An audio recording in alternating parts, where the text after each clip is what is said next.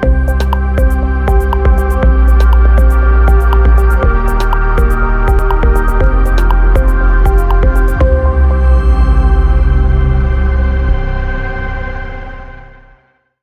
everyone, welcome to the Story Trading Weekly Meetup. We got an exciting program tonight.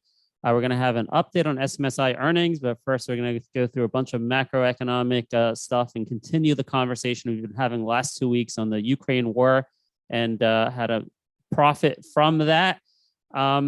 First, quick disclaimer, Story Trading is not an investment advisor. Investing in securities involves significant risk of loss. This meeting is being recorded. The Q&A session at the very end will not end up on social media, but the presentation part will be up on social media in about a week. First, SMSI, very popular, widely held stock in our community. They just had earnings on Thursday. Last trade, $3.28. Market cap, 221 million. At the peak, it was up 110% since it was officially presented at Story Trading. I know a lot of people in our community got in around $2 though. So if you got in at that price and you just held, you're doing good. But this past year has been very challenging. The stock was down sharply on Friday. So we invited James back. He's the admin of the community to tell us perhaps what he thinks, and maybe we can get a better, greater understanding of this chart and why it crashed on Friday to fit into our 4 pillars and help us make better trade and investment decisions. So James, you got the floor. Awesome. Thank you for that introduction, Ben. So as Ben noted, Smith Micro has taken quite a bit of a hit recently. But for someone like me who's been waiting on it since around $1.90, we're still generally sitting well on this. But the downturn in Smith Micro, I think is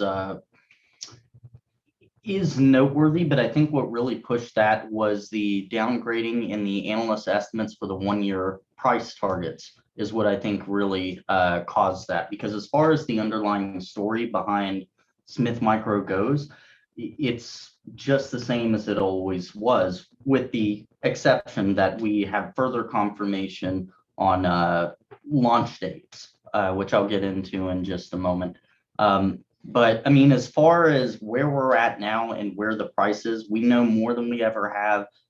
There's just as much confidence, if not more, in their ability to make money and execute on the plan. So for me personally, and I wouldn't, of course, ever dream of telling anybody else how to spend their money, but I'm trying to get access to more money so I can buy at these prices, because I'm currently maxed out in what I have. But it is extremely attractive, in my opinion, at these prices. I don't believe that the drop in price or even where we were at before was justified. And I personally don't think that the broader market is understanding the actual story behind this trade and what's happening.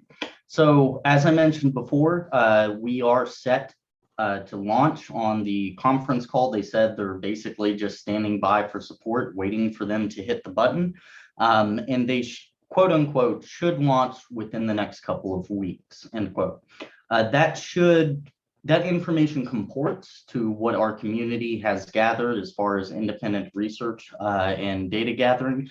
And I would also note that we did recently find out that the family mode landing page for T-Mobile has changed to reflect the 3.0 update. And in the conference call, they said that the Google and Apple Store have approved. Sorry, my phone heard the word Google and went off. They have been approved as far as apps go. So we're just waiting on the update to hit and for this thing to officially kick off.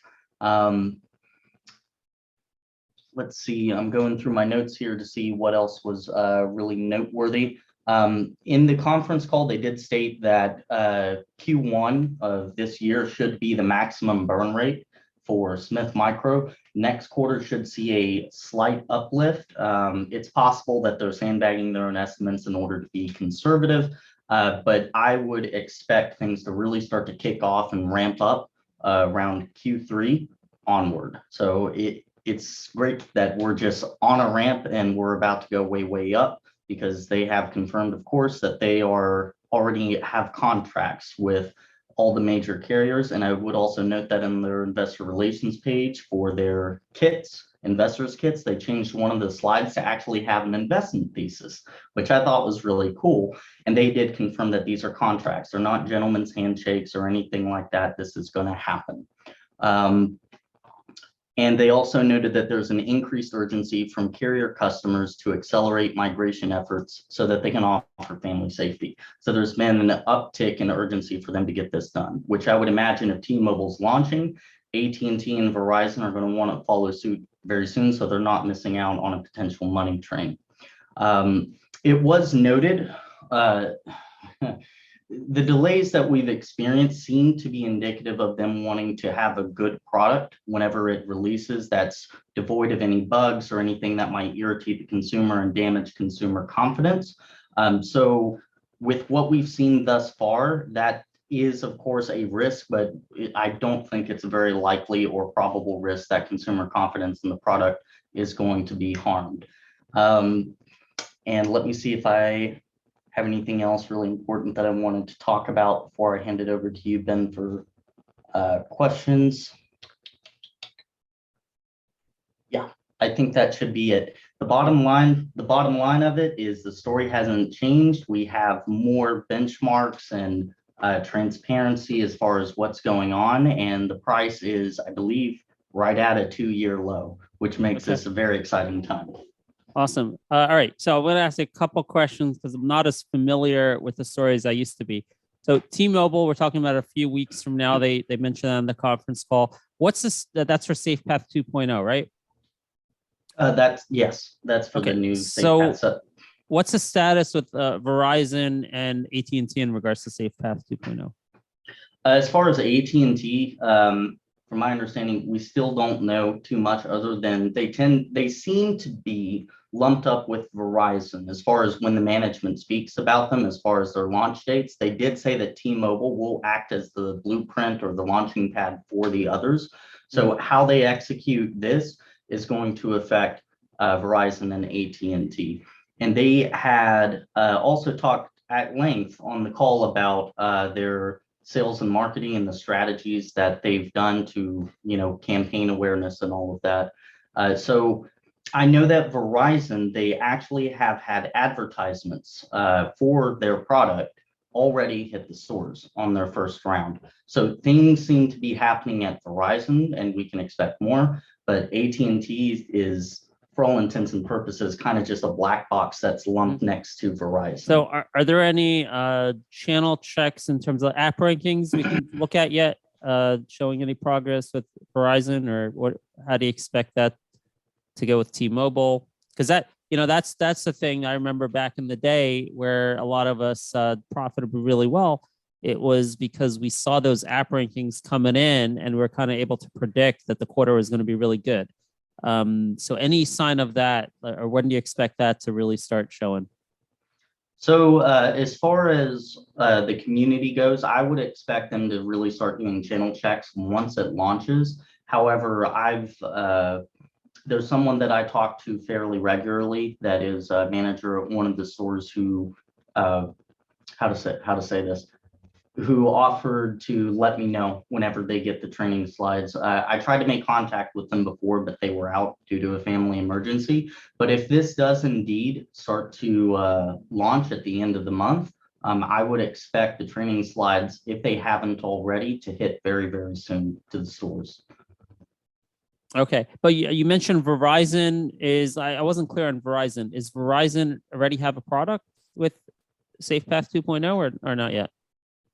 I wish I would have gotten the quote from them. I believe that was part of the contract they had acquired, and so they had gotten them as a carrier. So they're still kind of in with legacy. That's the older product though, right? That's not SafePath 2.0 yet, I guess. Correct. Yes. Right. So, okay. So that's not okay. That's the old product that we're using. Yeah, that's what. Yeah, I got a comment in the chat about that. Okay. All right. So really, I would be really interested to see the progress once we can look at the app rankings daily. So that'll hopefully start in a few weeks with T-Mobile. Right. Once that'll be exciting. Apps. Awesome. Yeah, that'll be really exciting. So I wanted to know, get your your thoughts, or if the company said anything on the earnings call about they missed the top line a little bit, the bottom line also as well. I was personally worried about both of those, and I maybe for a different reason, but I'm worried a little bit about inflation here, right? I think like inflation is something that bigger companies can handle better than smaller companies. So is it possible, or did they talk about perhaps inflation hurting on the expense side, what their labor costs look like, or whatever other input costs they have there? Any thoughts on that? I could be wrong, but I didn't see anything related to that in the call. And I'm not an expert in that particular area, but you know, you're correct, I think, insofar that the bigger companies can handle like, increased inflation. But with how much this has, or at least has had the purported potential to gain them revenues, at least in the way that it inspired them to adopt this in the first place, I would think that over time they would scale it at least somewhat proportionally. So as far as it really hurting Smith's margins, I at this time don't really expect that to be too much of a concern. But we will see. Like I said, I would expect them to adjust as necessary. Okay, great. And in turn, the top line was missed a little bit, I believe. What was that attributed to? Did they talk about what the cause for that miss was? Comp suite, was it? Or was it Safe Path? Anyone know? I believe it was ComSuite, if I'm not mistaken. I didn't catch what the issue was there. I know one of the main things that they talked about was the cash strain that they had that astute people already knew of about $14 million, which was related to the buyout. So yeah, there was something with that, but I don't think anything going on with their secondary offerings like that is really even going to be on much. Yeah, so nothing. So yeah, I guess from that, nothing is really showing on the demand side being impacted yet because of inflation. The cost side maybe a little bit, but I think that's something I personally would want to look at going forward. Right now, it's just purely speculation and opinion based, and I think part of the reason the macro, when you see S&P 500 or IWM or whatever, you see the macro go down, it impacts basically all stocks. Like almost no stock doesn't get impacted. And, I think that's because there's a general thought that, every product will sell less, right? When people have less discretionary income, unless it's, I don't know, food or something. So I think that's something to watch for. We're not there yet at all, in terms of, wow, inflation is, inflation, food and gas inflation is, food and energy inflation is so high that people don't have money for anything else. We're not there yet, but I think it's something to watch for. And for me, I think that's why when you see a down, that's how to make sense of the markets as far as I'm concerned, right? When there's macroeconomic concerns and the major indices are down a lot, well, it would make sense that, investors would also say, hey, SMSI should be down too, because maybe they'll sell less stuff also, right? So I think that's something to watch for. But T-Mobile is so big, perhaps it doesn't make a difference, right? Because, they're going from down here to up there, and maybe it's here instead of there because of a little, inflation. Not inflation, but again, lower discretionary income because of the food and energy inflation. So it's something to watch for. But that's great news. We're only a few weeks away from T-Mobile. I think it will become clear, hopefully soon, what trajectory it's going to take. So we'll be watching closely. Right. And I would expect, if I'm not mistaken, the last time I checked, this was actually pretty heavily held by institutions and long-term investors. And I think that once the proof starts to come out, that's really going to motivate the institutional buyers that aren't actually in the stock right now. And just generally some comment on inflation. I personally kind of expect it to increase, mostly because 35% of all U.S. currency ever printed in United States history was printed in 2019.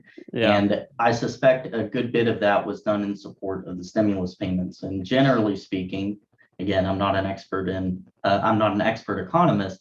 When you introduce more money without adding significant value, that tends to what drives inflation. And in your example about the 1970s, back when inflation had a spike to like 15%, a lot of people were scared. They were scared that they were going to enter a hyperinflationary environment. Do you see the chart? I pulled it up real quick. That's Yeah, I see it. institutional. How this is 21. Oh, why did it only show? It only shows 1 year data. I don't know why, because I'm pulling up a 5-year chart. But anyway, you could see that there. Sometimes Little bit those of a can be drop, fickle. but I mean, between 50 and 54%, not really meaningful, I don't think. Yeah, and I wouldn't consider the drop meaningful. All right, great, James. So hang around at the end. I got a little more to talk about on Ukraine. Then we'll circle back and do a Q&A on SMSI with James and any other topic. So yeah, if you're not part of the story trading community, you can become a VIP member. Those of you who are watching on YouTube, you can head over to our website, check out our events coming up. You can follow us on YouTube, follow us on Twitter. Oh, we're also on Spotify now, storytrading.com/Spotify, all of our events and audio only mode you can capture over there. So we're going to say good night to our social media folks watching this on a 1-week delay.